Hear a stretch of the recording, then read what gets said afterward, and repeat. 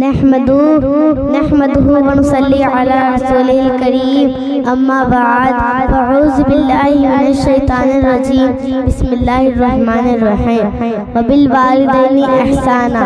سرکار مدینہ مصطفیٰ صلی اللہ تعالیٰ علیہ وآلہ وسلم ارشاد فرماتے ہیں، قال النبی صلی اللہ علیہ وسلم من صلی علیہ واحدہ صلی اللہ تعالیٰ علیہ عشرہ، جو مجھ پہ ایک بار درود پاک پڑھتا ہے اللہ تعالیٰ اس پر 10 رحمتیں نازل فرماتا ہے۔ جی لگا کر درود شریف پڑھ لیجئے۔ اللہ رب محمد صلی اللہ علیہ وسلم عباد محمد صلی اللہ علیہ وسلم۔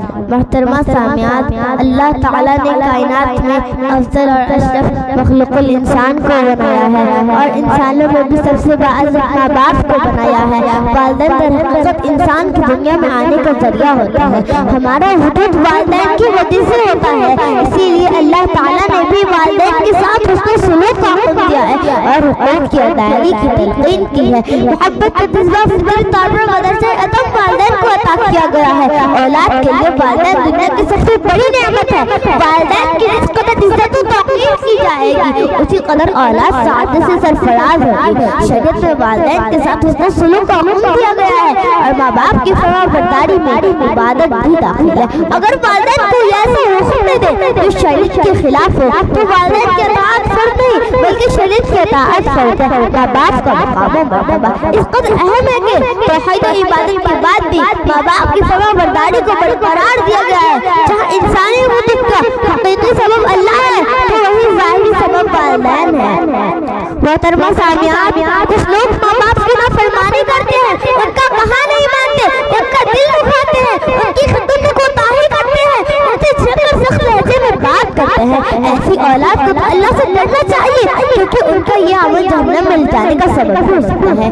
اللہ تعالیٰ نے ماں باپ کی نافرمانی تو دور ان کو اف تک کہنے سے منع فرمایا ہے۔ عبداللہ بن مسعود رضی اللہ تعالیٰ عنہ فرماتے ہیں کہ میں نے حضور صلی اللہ علیہ وسلم سے دریافت کیا اللہ کو کون سا عمل زیادہ پسند ہے؟ آپ صلی اللہ تعالیٰ علیہ وسلم نے ارشاد فرمایا وقت پر نماز ادا کرنا۔ پھر عبداللہ بن مسعود رضی اللہ تعالیٰ نے عرض کیا پھر اللہ کو دوسرا کون سا عمل محبوب ہے؟ آپ صلی اللہ تعالیٰ علیہ وسلم نے ارشاد فرمایا برداری۔ جو لوگ ماں باپ کو راضی رکھتے ہیں ان کا کہاں مانتے ہیں تو دنیا آخرت میں عزت ملتی ہے اور سب سے بڑا فائدہ یہ ہوتا ہے کہ جو لوگ ماں باپ کو راضی رکھتے ہیں ان کا کہاں مانے، ان کے ساتھ حسن سلوک کرے تو ایسی اولاد سے اللہ رب العزت بھی راضی ہے۔ جیسا کہ ایک حدیث پاک میں ہے کہ پروردگار عالم کی رضا ماں باپ کی رضا ہے اور پروردگار عالم کی ناراضگی ماں باپ کی ناراضگی ہے۔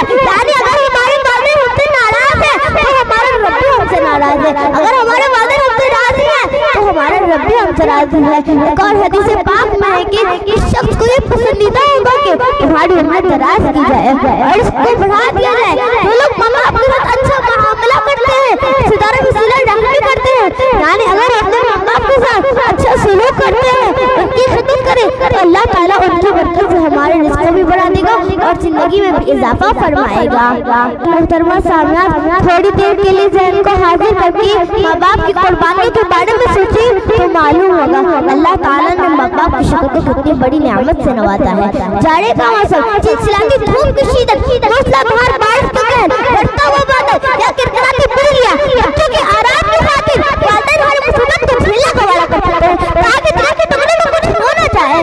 یا اللہ، ایسا احساس ہے، ایسا جذبہ ہے ان کے اندر، کیا کوئی دنیا میں کوئی اور ہستی بھی ایسی ہے جن کے اندر ایسا جذبہ ہے؟ تو جواب ہوگا نہیں، وہ ذات صرف ماں باپ کا ہے جو اولاد کے لیے بڑی سے بڑی مصیبت کو ہنس کھیل کر گوارا کر دیتے ہیں۔ السلام علیکم ورحمۃ اللہ